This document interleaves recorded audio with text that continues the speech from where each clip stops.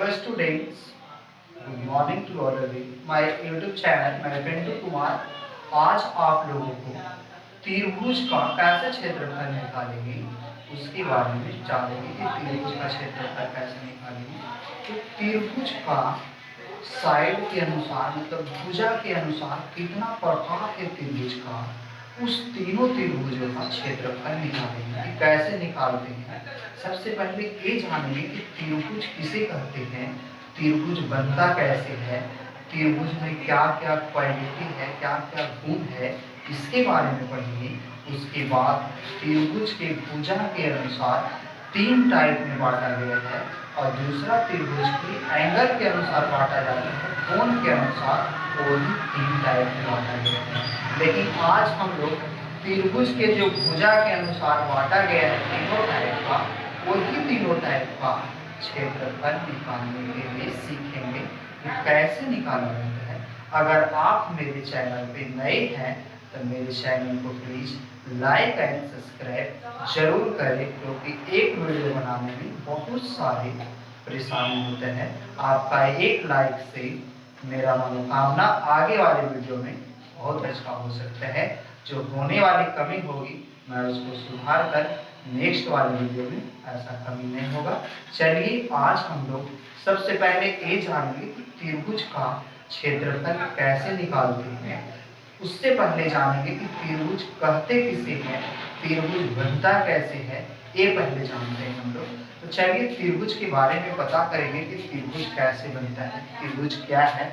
तो सबसे पहले जानते हैं कि त्रिभुज कहता है कि तीन रेखा खंडों से बनी आकृति को त्रिभुज कहते हैं। मतलब वैसा फिगर, वैसा आकृति जो तीन रेखा खंडों से, तो देखिए एक यहाँ से एक रेखा खंड हो गया, दूसरा यहाँ से यहाँ रेखा खंड हो गया, एक यहाँ से यहाँ तक रेखा खंड हो गया। एक समतल फिगर है, एक समतल आकृति है जिसमें तीन रेखा खंड है। एक वो देखिए सबसे पहले ए बी है, एक ऐसी है, एक बीसी है। कोई बंदा आता है अगर बोलता है कि सर हम तीन रेखा खंड ऐसे ऐसे करके मिला के बना देते तो क्या त्रिभुज है? हाँ ये त्रिभुज है। लेकिन अगर कोई आता है बोलता है सर ऐसे और ऐसे ये त्रिभुज है, नहीं ये त्रिभुज नहीं है, वो बंद आकृति होना चाहिए, क्लोज फिगर होना चाहिए, तब हम लोग उसको त्रिभुज बोलेंगे। ना कि फिगर क्लोज भी नहीं हुआ है और उसको हम लोग त्रिभुज बोलेंगे, ऐसा नहीं होता है। तो तीन रेखा खंडों से घिरी आकृति को हम लोग त्रिभुज कहते हैं। त्रिभुज में देखिए तीन भुजा हो गया, एक भुजा ए बी, दूसरा भुजा क्या होता है बी सी, तीसरा भुजा क्या होता है ए सी। त्रिभुज में तीन एंगल होता है, angle A, angle B, angle C. इसमें तीन शीर्ष होगा, एक शीर्ष यहाँ, एक शीर्ष यहाँ, एक शीर्ष यहाँ। चलिए तो सारी बातें यहाँ पे हम लोग करेंगे कि देखिए त्रिभुज में तीन कोण होता है, तो कौन कौन सा होता है? Angle A, angle B, angle C. देखिए angle A, angle B, angle C. तीन भुजा है त्रिभुज में, तो देखिए ए बी एक भुजा है, एक ए सी भुजा है, एक बी सी भुजा है। ए बी हो गया, ए सी हो गया, बी सी हो गया। कहता है तीन शीर्ष है जहां पे दो रेखा खंड मिलता है, जिसको हम लोग कह सकते हैं कोण। कोण कोण कहेंगे, जो कोण बनता होगा यहाँ पे कॉर्नर वाला में, इसी को हम लोग शीर्ष बोलते हैं। एक शीर्ष यहाँ हो गया, एक शीर्ष यहाँ हो गया, एक शीर्ष यहाँ हो गया। तो देखिए त्रिभुज का तीन शीर्ष हुआ ए बी सी।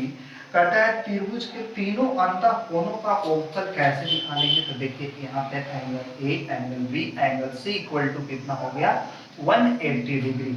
फाइनली जो हो गया, जो त्रिभुज को तीनों एंगल के जोड़ने पर कितना डिग्री होता है, तो 180 डिग्री का होता है। जो angle A plus angle B plus angle C equal to 180 degree हो गया। तो अगर पूछा जाए कि त्रिभुज में कितना भुजा होता है तो 3, कितना एंगल होगा तो 3, कितना शीर्ष होता है तो 3, मतलब सारे चीज त्रिभुज का 3 ही होगा। कितना कोण, कितना एंगल, ये सारे त्रिभुज का प्रॉपर्टी था कि कैसे हम लोग ट्रायंगल को पहचान सकते हैं कि समतल आकृति जो तीन रेखा खंडों से बनी होगी उसमें तीन कोण होगा, तीन भुजा होगा, तीन शीर्ष होगा, तो उसको हम लोग त्रिभुज बोलेंगे। त्रिभुज के प्रकार भुजा के अनुसार त्रिभुज के प्रकार भुजा के अनुसार 3 प्रकार का होता है। पहला समबाहु त्रिभुज, दूसरा में संधिबाहु त्रिभुज, तीसरा में विषम बाहु त्रिभुज। हम लोग त्रिभुज के भुजा के अनुसार 3 टाइप में बांटा गया है, मतलब 3 प्रकार होता है। पहला प्रकार उसका समबाहु त्रिभुज, दूसरा में संधिबाहु त्रिभुज, तीसरा में विषम बाहु त्रिभुज होता है। चलिए हम लोग एक एक कर करके पढ़ेंगे कि विषम बाहु त्रिभुज क्या है, संधिबाहु त्रिभुज क्या है, समबाहु त्रिभुज क्या है। ये सब हम लोग करेंगे, एक एक कर करके चर्चा करेंगे कि क्या है। पहला जो त्रिभुज का प्रकार था समबाहु त्रिभुज। समबाहु त्रिभुज किसे कहते हैं? जिस त्रिभुज का तीनों भुजा आपस में बराबर होते हैं उसे समबाहु त्रिभुज कहते हैं। समबाहु त्रिभुज कहने का मतलब तीनों भुजा आपस में बराबर होते हैं, उस त्रिभुज को हम लोग क्या बोलेंगे? समबाहु त्रिभुज। देखिए AB बराबर AC BC, ये सारे आपस में भुजा बराबर है। AB 10 सेंटीमीटर का, AB 10 सेंटीमीटर का, AB 10 सेंटीमीटर का। ऐसा वाला जो त्रिभुज होगा उस हम लोग समबाहु त्रिभुज बोलेंगे। जैसे ABC एक समबाहु त्रिभुज है। इस समबाहु त्रिभुज में तीनों भुजा बराबर है।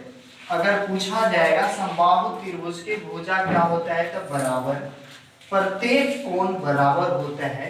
बराबर प्रत्येक कोण कहने का मतलब ईच कोण 60 डिग्री का होगा।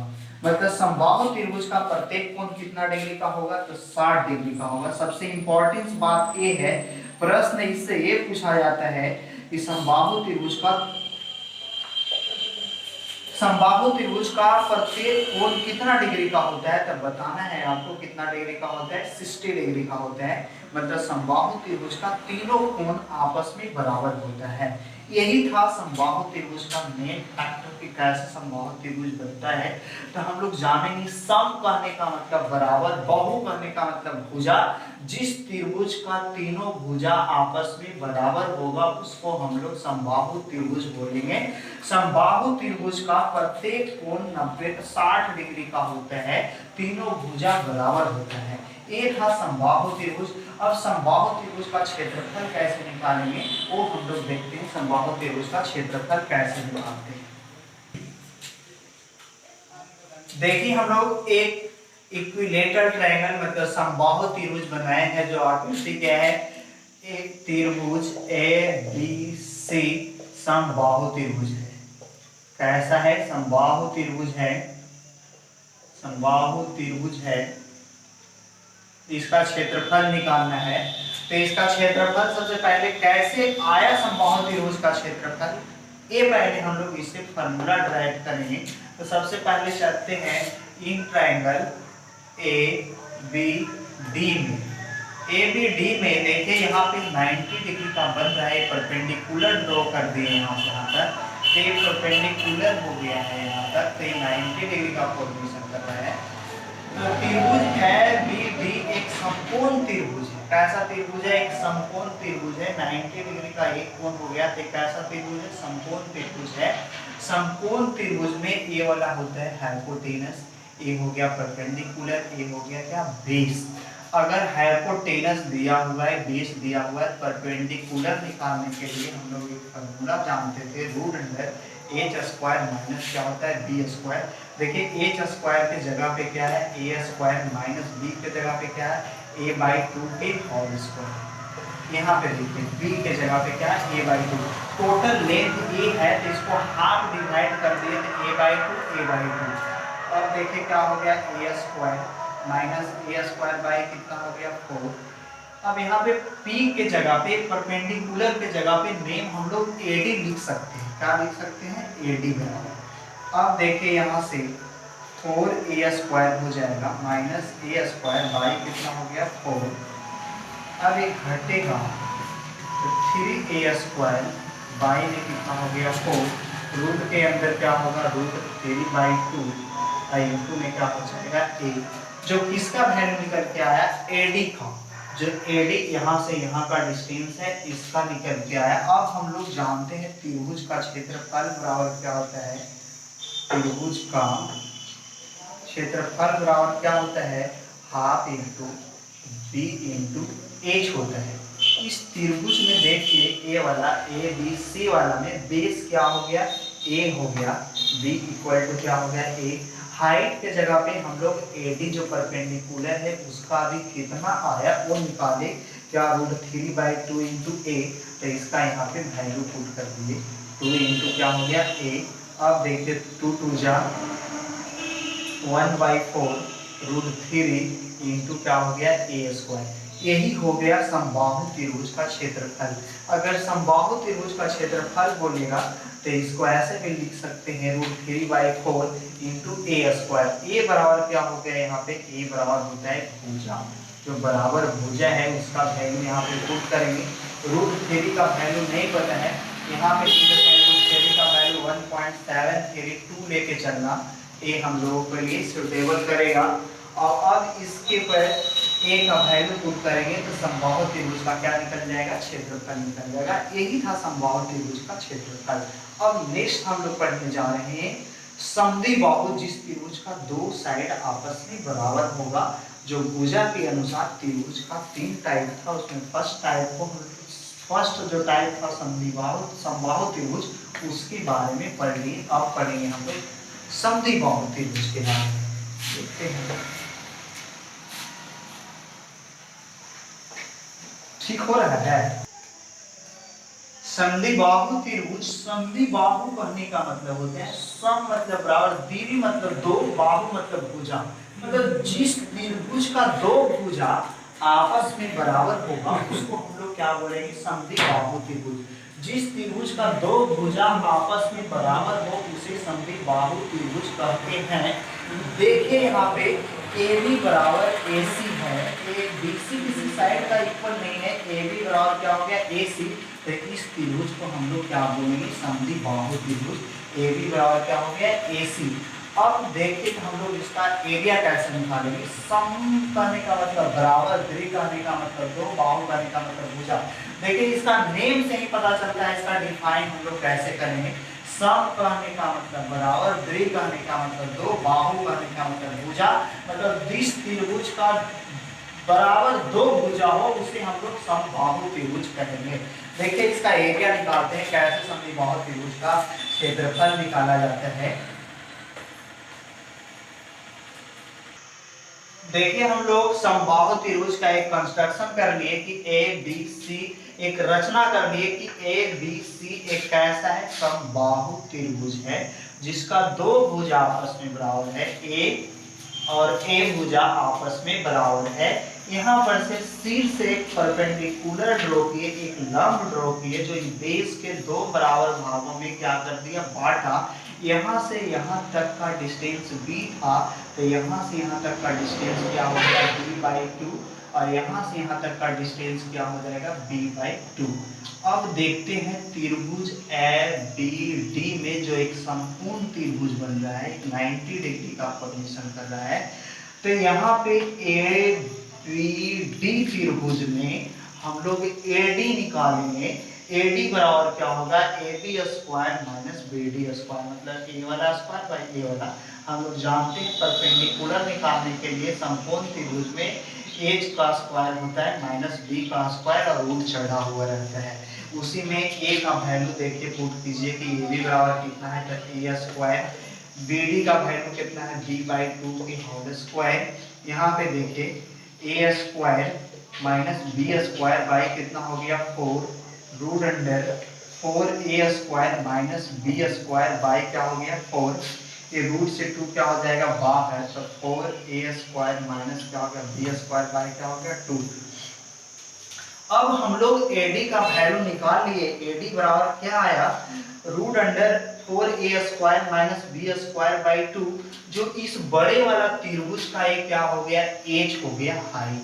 अब इस त्रिभुज ABC का क्षेत्रफल निकालने में कैसे क्या पुट करेंगे, हाफ इंटू BC और इंटू क्या होगा, AD। क्या होता है एडी। जो त्रिभुज का क्षेत्रफल होता है हाफ गुने आधार गुने ऊंचाई, तो ऊंचाई के जगह पर क्या हो गया एडी, आधार के जगह पर क्या हो गया बीसी। तो अब देखिए वैल्यू पुट करते हैं, बीसी बराबर कितना हो गया, यहाँ से यहाँ का डिस्टेंस टोटल कितना था बी था, और एडी का जो अभी वैल्यू निकाल के लाए क्या हो गया रूट अंडर 4a² माइनस क्या हो गया b² बाई क्या हो गया 2, 2 जा क्या हो गया 4b/4 root under 4a² minus b²। यही इसका क्षेत्रफल हो गया समद्वि बाहु त्रिभुज में। इसमें ये पता करना है a बराबर होगा बराबर भुजा, a बराबर क्या होता है बराबर भुजा, अब b बराबर होता है जो बराबर नहीं है समान भुजा, असमान भुजा। यहाँ पे जो इक्वल भुजा रहेगा वो उसको a पर a का वैल्यू में पुट करेंगे, जो बराबर भुजा नहीं है समान भुजा उसको b मानते हैं, और इस तरह से एरिया निकाल देते हैं हम लोग समद्वि बाहु त्रिभुज का। समद्वि बाहु त्रिभुज का अगर एरिया पूछेगा मतलब समद्वि बाहु त्रिभुज का क्षेत्रफल, तो निकल के क्या आया b/4 root under 4a² minus b²। a क्या हो गया बराबर भुजा, b क्या हो गया असमान भुजा जो बराबर भुजा नहीं है। इस तरह से हम लोग समद्वि बाहु त्रिभुज का कैसे क्षेत्रफल निकालते हैं वो फार्मूला हम लोग ज्ञात कर लिए।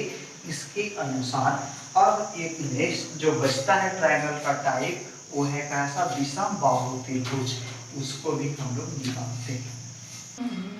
विषम बाहु त्रिभुज जिस त्रिभुज का तीनों भुजा असमान हो उसे विषम बाहु त्रिभुज कहते हैं।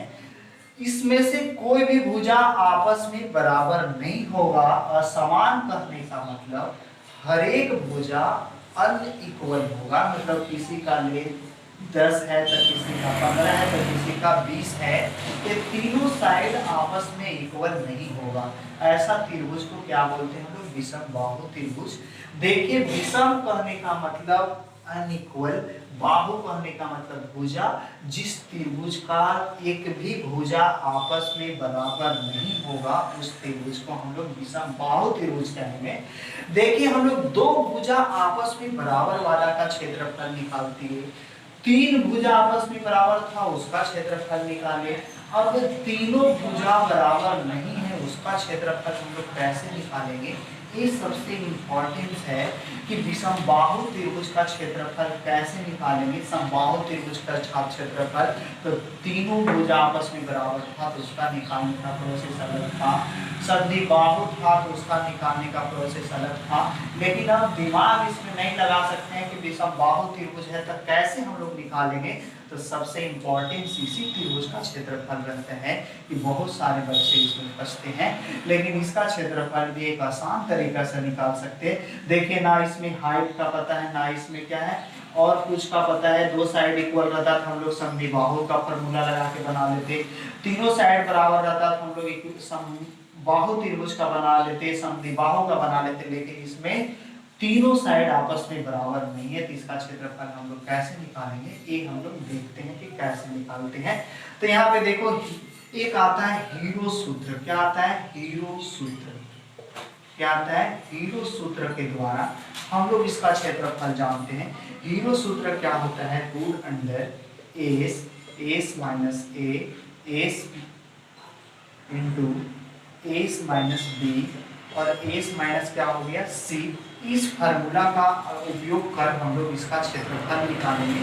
एस बराबर क्या होता है, एस बराबर होता है A plus B plus C by क्या होता है 2, मतलब तीनों भुजा को जो साइड का वैल्यू दिया रहेगा वो तीनों भुजा को ओग करके 2 से भागा कर देंगे, वही एस का वैल्यू निकलेगा। एस होता है समपरिमिति, समपरिमिति कहने का मतलब परिमिति का आधा इसमें पुट करेंगे। ए क्या हो गया भुजा, बी क्या हो गया भुजा, सी क्या हो गया भुजा। इस तरह से हम लोग एक समबाहु विषम बाहु समद्विबाहु त्रिभुज का क्षेत्रफल निकालने के लिए इस क्लास में सीखे कि कैसे त्रिभुज का क्षेत्रफल निकालते हैं।